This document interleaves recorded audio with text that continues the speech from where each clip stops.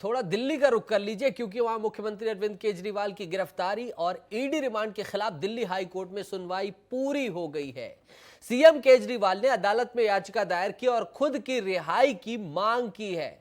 बुधवार को सुनवाई के दौरान केजरीवाल के वकील अभिषेक मनु सिंघवी ने उनका पक्ष रखा। वहीं ईडी की तरफ से प्रवर्तन निदेशालय की तरफ से अतिरिक्त सॉलिसिटर जनरल एसवी राजू ने दलीलें दी हैं। क्या कुछ हुआ है ये जानने के लिए हम अपने सहयोगी का रुख करेंगे राकेश का और जानेंगे कि क्या कुछ है। तब तक इस मुद्दे को एक बार फिर से समझ लीजिए कि एक तरफ अरविंद केजरीवाल तिहाड़ चले गए हैं और दूसरी तरफ उनके सहयोगी जेल से बाहर आ गए हैं। इसी मुद्दे को लेकर पूरी राजधानी में सियासी सरगर्मी तेज है और बड़ा प्रश्न चिन्ह खड़ा हो गया है कि फैसला कब तक आएगा और फैसले में क्या अरविंद केजरीवाल को बेल मिल सकती है या फिर उनकी रिमांड की अवधि यथावत रहेगी। राकेश हमारे सहयोगी जुड़ गए हैं। राकेश, अपडेट क्या है? फैसला सुरक्षित रख लिया गया है, कब तक फैसला आने वाला है और क्या उम्मीद लगाई जा रही है कि अरविंद केजरीवाल बाहर आ सकते हैं या सरकार जेल से ही चलती रहेगी?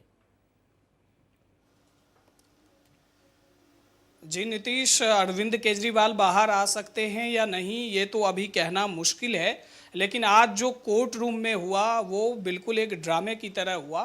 फ्रंट फुट पर जो है एस राजू भी ईडी की ओर से खेल रहे थे, वहीं डिफेंड करने में सिंघवी भी जो है पीछे नहीं हट रहे थे। केजरीवाल ने जो याचिका दाखिल की थी उस पर कोर्ट ने तो फैसला सुरक्षित रख लिया है दोनों पक्षों की दलीलें सुनने के बाद। हालांकि अब जो दोनों पक्षों की ओर से दलीलें दी गई और जो बात कोर्ट के सामने रखी गई उसे जरा जानना बहुत महत्वपूर्ण है नीतीश। हाँ। एस राजू ने ईडी की ओर से कहा कि देखिए, अरविंद केजरीवाल सीएम के रूप में भी दोहरा खेल खेल रहे हैं और साथ ही साथ आरोपी के रूप में भी दोहरा खेल खेल रहे हैं। अगर हम उनकी संपत्ति जब्त करने के लिए जाएंगे तो वो कहेंगे कि चुनाव से ठीक पहले हमारे खिलाफ कार्रवाई की जा रही है और हमें जो है हमारे साथ ज्यादती हो रही है। अगर हम उनकी संपत्ति जब्त करने के लिए नहीं जाते हैं तो वही बाहर आके कहेंगे कि देखिए हमारे खिलाफ कोई सबूत नहीं मिला। जी नीतीश, वहीं सिंघवी जो है, सिंघवी ने कहा कि आप बताइए, अगर किसी मामले में रिश्वत लिया जा रहा हो और रिश्वत लेते वक्त उस आरोपी को गिरफ्तार कर लिया जाता है तो ये मामला भ्रष्टाचार निवारण अधिनियम के तहत आता है, ना कि मनी लॉन्ड्रिंग के तहत। तो से उठाए गए हैं नीतीश और साथ ही साथ दोनों पक्षों की दलीलें सुनी गई है। अदालत ने फैसला सुरक्षित रख लिया है।